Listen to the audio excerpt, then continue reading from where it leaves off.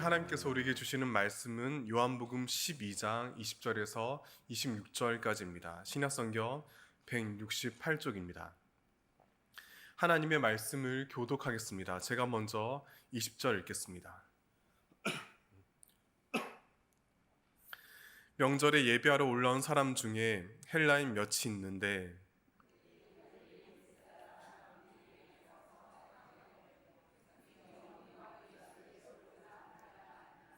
빌립이 안드레에게 가서 말하고 안드레와 빌립이 예수께 가서 여쭈니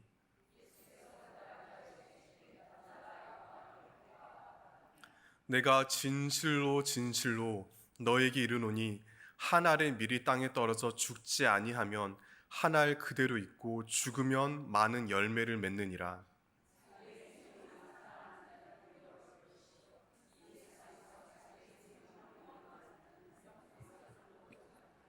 함께 읽겠습니다. 사람이 나를 섬기려면 나 있는 곳에 나를 섬기는 자도 거기 있으리니 그를 귀히 여기시리라. 아멘. 분주하고 고된 삶 속에서도 하나님 은혜를 삼아 이 자리에 모이신 성도님들을 환영하고 축복합니다. 우리는 지금 늦여름을 보내고 있습니다. 폭염의 끝자락을 경험하고 있습니다. 많이 힘드시죠? 그런 까닭이 어쩌면 잠시 잊으셨을지도 모릅니다. 우리에게도 봄이 있었습니다. 계절의 흐름 속에 봄이 가고 여름이 찾아왔고 또한 여름 역시 머지않아 떠나 보낼 것입니다. 이와 같은 자연의 신비를 통찰력 있는 시선으로 묘사한 시 한 편을 소개하겠습니다. 봄날 이파 이 문제 초록이 번창하고 있다. 초록이 초록에게 번져 초록이 초록에게 지는 것이다. 입하다. 늦은 봄이 넌지시 초여름의 안쪽으로 한 발 들여놓는 것이 아니다. 여름이 우뚝 서는 것이다. 아니다. 늦어도 많이 늦은, 떠났어도 벌써 떠났어야 하는 늦은 봄이 모르는 척 여름에게 자리를 물려주는 것이다. 초록이 초록에게 져주는 것이다. 죽는 것은 제대로 죽어야 죽는다. 죽은 것은 언제나 죽어 있어야 죽음이다. 죽어서 죽는 것이 기적이다. 초록에서 초록으로 이별이 발생한다. 이토록 신랄하고 적나라하지 않다면 이별은 이별이 아니다. 오늘 여기 이파, 지금 여기 이렇게 눈부시다. 네 번째 연을 다시 읽어드리겠습니다. 죽는 것은 제대로 죽어야 죽는다. 죽은 것은 언제나 죽어 있어야 죽음이다. 죽어서 죽는 것이 기적이다.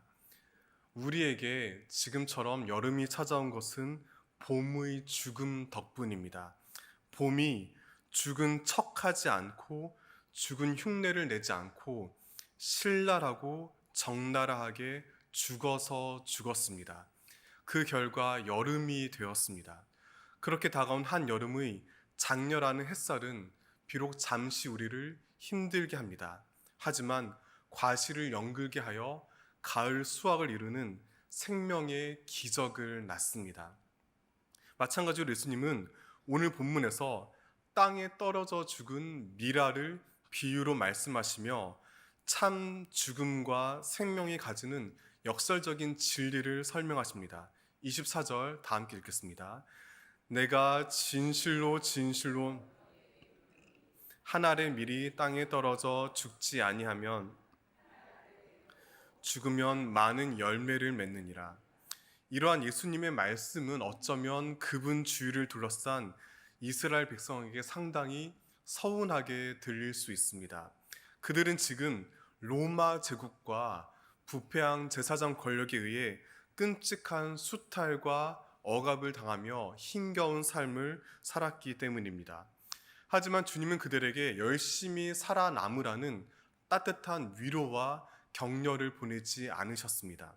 그 대신에 하나의 밀알이 되어 땅에 떨어져 죽음을 맞이하라는 조금 차갑고 냉정한 말씀을 하십니다. 그러면서 제자도의 필수 덕목으로서 자기 죽음을 강조하십니다. 물론 이것은 지나친 회의와 허무에 빠져 삶을 포기하는 것을 뜻하지 않습니다. 인간의 지극히 자연스럽고 건강한 욕구마저 부정하는 극단적인 금욕주의를 의미하지도 않습니다. 또한 현실을 도피하는 자폐적인 경건 훈련을 가리키지도 않습니다. 그렇다면 예수님께서 당신의 제자들에게 말씀하신 죽음은 구체적으로 무엇을 뜻할까요? 첫째로, 하나님은 본문 말씀을 통해 이 땅에서의 유한한 생명을 덜 사랑하는 개인적이며 내적인 자기 죽음을 요구하십니다. 본문 25절 다시 한번 다 함께 읽겠습니다. 자기의 생명을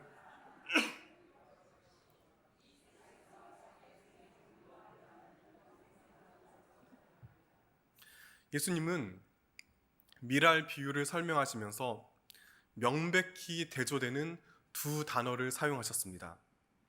바로 생명과 영생입니다. 이때 생명으로 옮긴 헬라어는 푸시케이고 영생은 조회입니다.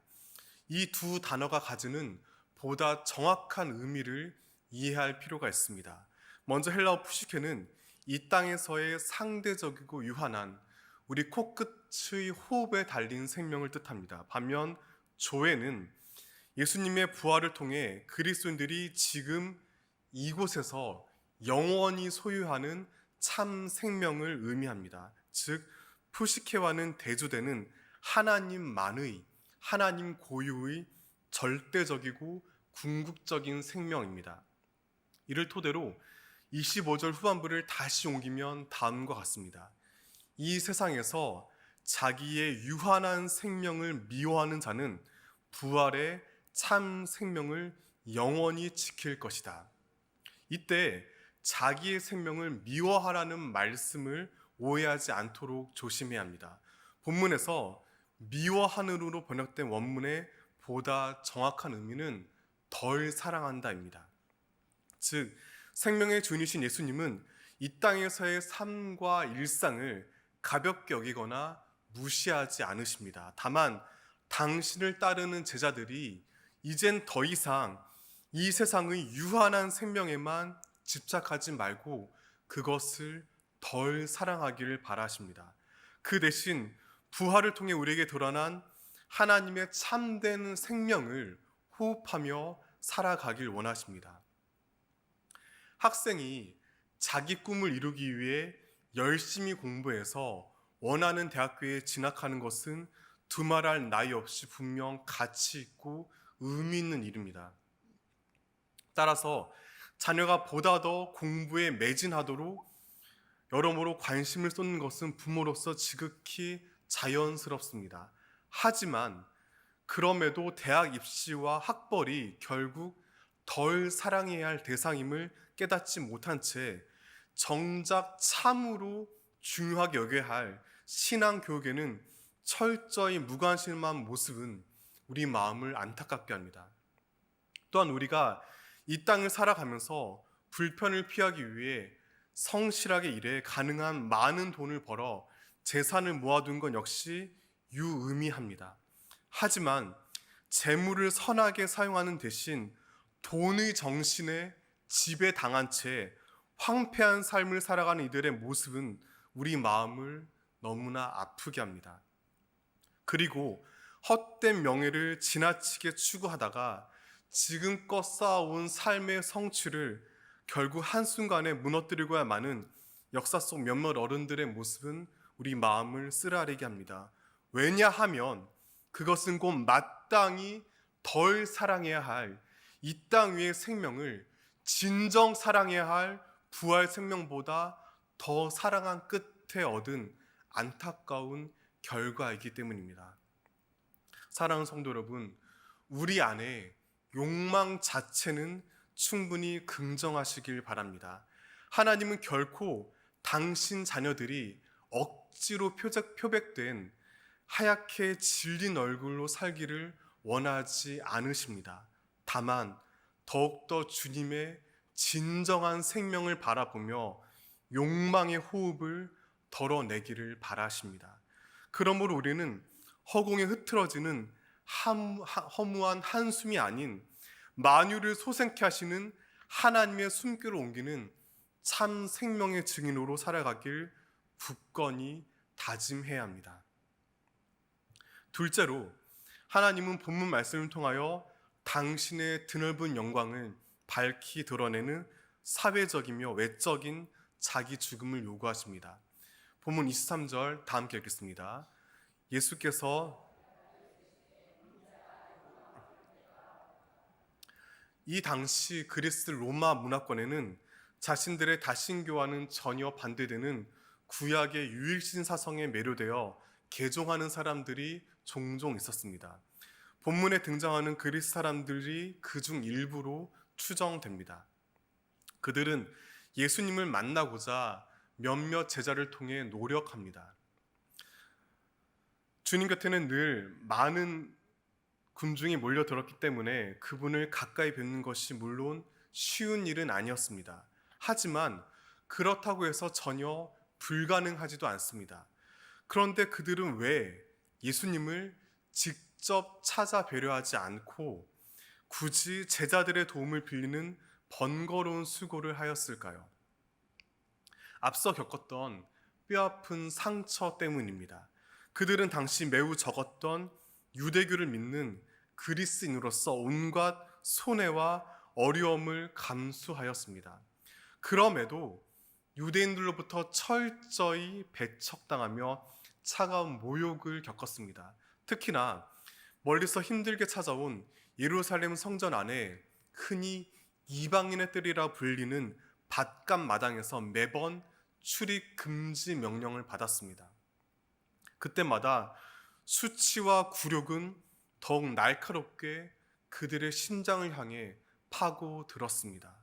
따라서 그들은 예수님 역시 다른 유대인들처럼 자신들과 같은 이방인들에 대해 굵은 경계선을 가지고 있을 거라 지레 짐작하고 염려하였습니다. 국리 끝에 주님의 제자 중 그리스 문화와 언어에 가장 친숙한 갈릴리 베세다 출신 빌립을 통해 예수님을 만나려 하였습니다. 그런데 주님은 당신을 뵙고자 하는 그들의 부탁을 접하며 뜻밖에도 감격에 겨운 목소리로 이렇게 대답하십니다. 인자가 영광을 받을 때가 왔도다. 이것은 요한복음 이야기 전체에서 매우 중요한 순간입니다. 왜냐하면 그 전까지 예수님은 당신의 영광의 날이 아직 오지 않았다고 수차례 언급하였기 때문입니다. 그 영광이 마침내 도래한 순간입니다.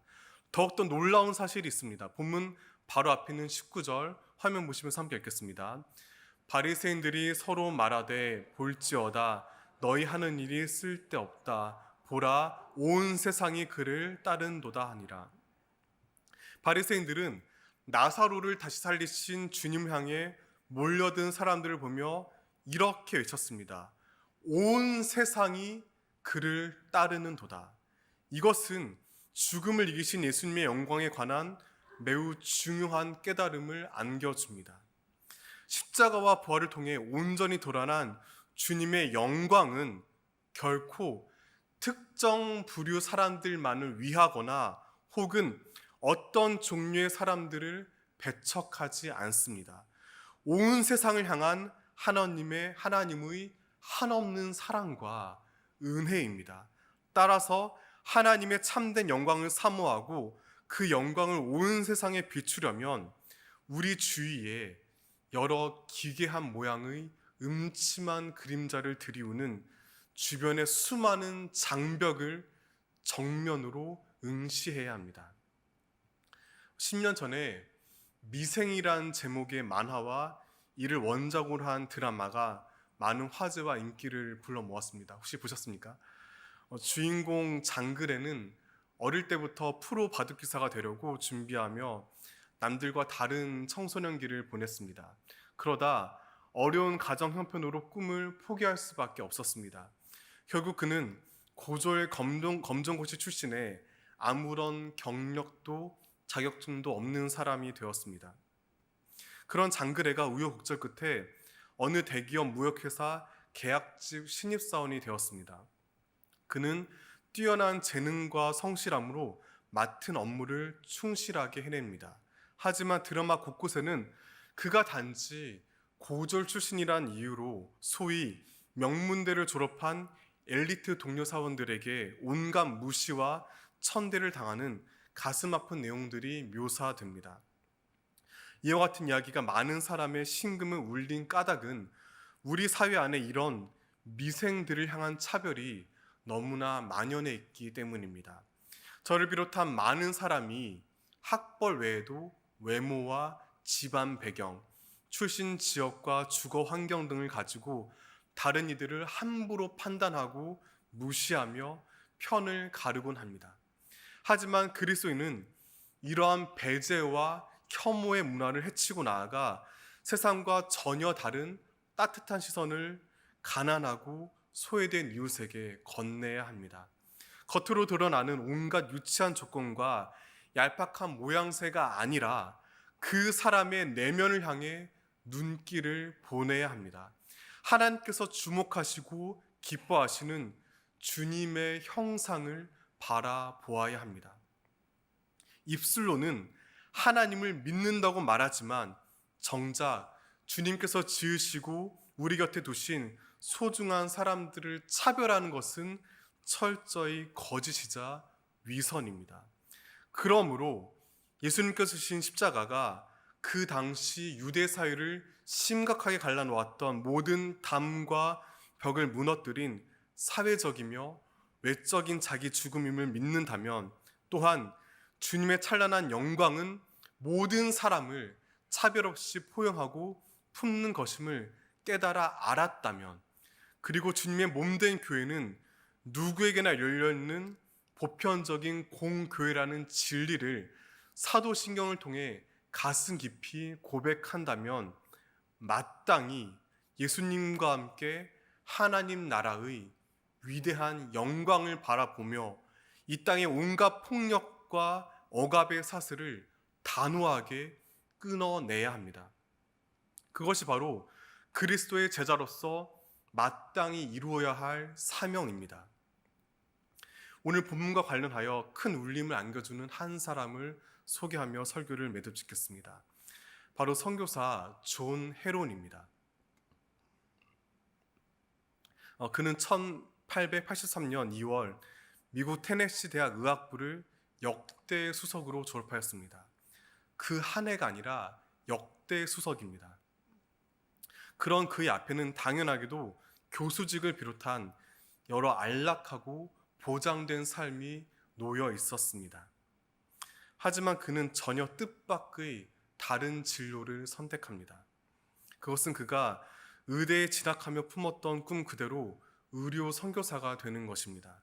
헤론이 선교지로 택한 곳은 그 시대에 아직 복음을 듣지 못한 이 땅 조선이었습니다. 이것은 그에게 결코 쉬운 일이 아니었습니다. 당장 그는 아버지의 반대와 약혼녀의 만류를 비롯한 많은 문제를 헤쳐가야 했습니다. 그래서 비록 도착은 알렌과 언더우드보다 늦었지만 공식적인 제1호 조선 선교사로 임명받았습니다. 그리고 1885년 6월 21일 마침내 서울에 도착합니다. 2년 뒤에는 우리나라 최초의 서양식 왕립병원인 제중원의 제2대 원장 겸 고종 황제의 주치의로 임명되었습니다. 불손한 생각이지만 여러분이 만약 이때 헤론이라면 어떻게 하실 것 같으십니까? 저라면 이제 한숨 돌리고 마음 편히 누리면서 여유롭게 살 것 같습니다. 그간 고생은 충분히 할 만큼 다 했습니다. 그 시대에 서양인 눈에 보기에 미개하기 이를 데 없는 멀고 먼 동양의 작은 나라에 찾아왔습니다. 거기서 여러 어려움을 이겨내고 많은 환자를 돌보며 복음을 전했습니다. 이것만으로도 앞으로 평생 존경받을 만한 충분한 자격을 갖추었습니다. 따라서 그가 이제부터 선교사로서 명예를 누리면서도 왕의 주치의라는 높은 지위를 이용해 편안한 삶을 산다 해서 그에게 뭐라 할 사람은 아무도 없습니다. 하지만 헤롯은 그렇게 하지 않고 계속해서 크나큰 희생을 감수합니다. 그는 부족한 약품과 일손에도 지위 고하를 가리지 않고 조선인들을 차별 없이 진료하며 복음을 전했습니다. 심지어 기록에 따르면 새벽부터 몰려오는 260명이 넘는 환자들을 하루 종일 정성스레 치료하기도 하였습니다. 또한 바쁜 와중에도 시간을 내어 왕진 가방을 들고 농어촌을 다니며 고통받는 이들과 함께 하였습니다. 이렇듯 선교사 존 헤롯은 많은 부와 지위를 누리며 살 수 있었음에도 하나님 나라 복음을 이 땅에 전하기 위해 그 모두를 주저없이 포기하였습니다. 낮은 자리에서 섬기는 삶을 일관되게 살아갔습니다. 마치 땅 속에 묻힌 한 알의 밀알처럼 이 땅에서의 유한한 생명을 덜 사랑하는 개인적이며 내적인 자기 죽음의 희생이었습니다. 동시에 하나님의 드넓은 영광을 밝히 드러내는 사회적이며 외적인 헌신이었습니다. 그러던 어느 여름날이었습니다. 당시 조선 선교사들은 남한산성에 별장을 지어놓고 장마철마다 더위와 전염병을 피해 함께 머무르며 휴식하였습니다. 헤롯이 조선에 도착한 후 5년이 지난 1890년 여름 역시 마찬가지입니다. 그런데 그런 그에게 성 안에 돌림병이 돌고 있다는 소식이 퍼져 들어왔습니다. 이때 그가 조선 백성의 신음과 절규에 잠깐 눈과 귀를 닫고 쉼을 누린다 해서 그를 꾸짖을 사람은 없습니다. 그럼에도 헤롯은 환자들을 치료하기 위해 먼 길을 오갔습니다. 그러다 그는 안타깝게도 자신을 돌보지 않고 과로한 끝에 그만 이질에 옮았습니다. 그리고 3주간 심하게 앓다가 불과 만 34살의 젊은 나이에 사랑하는 아내와 어린 두 딸을 남겨두고 그만 숨을 거두고 말았습니다. 한국에 온 선교사 중 최초의 순직입니다.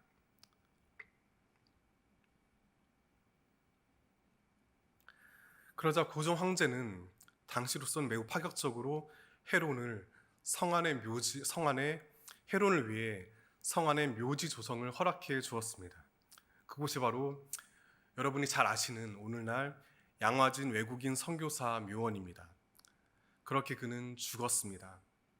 자신에게 충분히 보장되었음에도 기꺼이 포기했던 성공한 의사로서의 돈과 명예와 함께, 그리고 자신을 향한 수많은 이들의 안타까움과 조롱 속에 그는 분명 죽었습니다. 그렇지만 우리는 알고 또 믿습니다. 그는 결코 죽지 않았습니다. 부활하신 그리스도의 생명과 희망 안에서 헤롯의 위대한 헌신은 결코 허무하게 사라지지 않았습니다.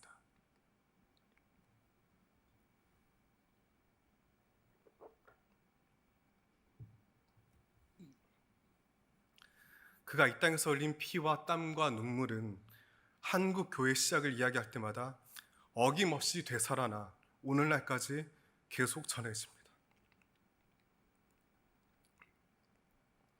우리가 바로 그 결실입니다. 예수님께서 제자들에게 들려주신 미랄 비유는 단지 제자들만을 향한 하나의 명령으로 그치지 않았습니다. 그 말씀은 이후 골고다 언덕 위에서 당신께서 몸소 행하실 희생에 대한 엄중한 예언이자 자기 사명의 확증이었습니다. 그렇게 주님께서는 우리에게 참 생명의 열매를 풍성히 허락하시려 기꺼이 인간의 가장 깊은 절망과 고통을 치열하게 끌어안으셨습니다. 철저히 죽임 당하신 후 다시 살아나셨습니다. 그러므로 사랑하는 성도 여러분, 부디 명심하시길 바랍니다. 우리는 분명 죽지만 결코 죽지 않습니다. 죽어서 죽는 기적, 그리하여 그토록 신랄하고 적나라하게 죽어서 눈부시게 다시 사는 생명의 복음을 예수 그리스도의 십자가와 부활을 통해 믿음으로 고백하기 때문입니다. 이 위대한 진리를 따라 참으로 살기 위해 죽는, 더 나아가 살리기 위해 죽는 모두가 되기를 진심으로 축원합니다. 이제 다 함께 주신 말씀을 마음에 새기며 기도하겠습니다. 죽어 열매 맺는 미랄의 신비를 마음에 새기며 어리석은 탐욕과 편견을 내려놓고 하나님의 찬란한 영광을 드러내며 살아가도록 이 시간 다 함께 기도하겠습니다. 함께 기도하겠습니다. 신실하신 주 하나님, 하늘의 미랄이 땅에 떨어져 죽어서 결실을 맺는 놀라운 생명의 진리를 말씀을 통해 확인합니다. 아버지, 우리 역시 주님을 본받아서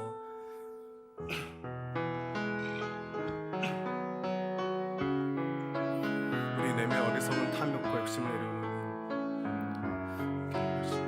참 생명을 파게 하여 주옵소서.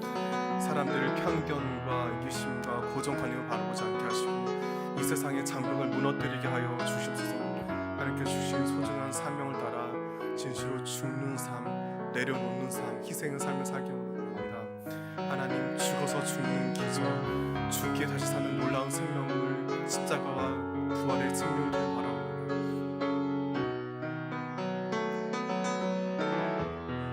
아버지, 함께 하실 줄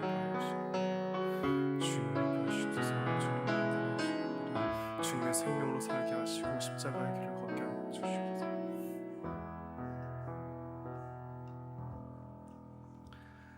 참 생명의 주 하나님, 우리 삶을 하늘에 썩어져가는 미랄로 드리기 원합니다. 저열한 욕망보다 부활 생명을 더욱 사랑하고 다른 이들을 차별 없이 품고 섬겨 하나님의 영광을 드러내게 하여 주시옵소서. 그리하여 진정한 생명의 결실을 풍성히 누리고 전하는 모두가 되기를 간절히 구합니다. 내적이고 개인적인 죽음과 외적이고 사회적 죽음이 교차하는 십자가 위에서 우리를 참으로 살리신 예수 그리스도의 이름으로 기도드립니다. 아멘.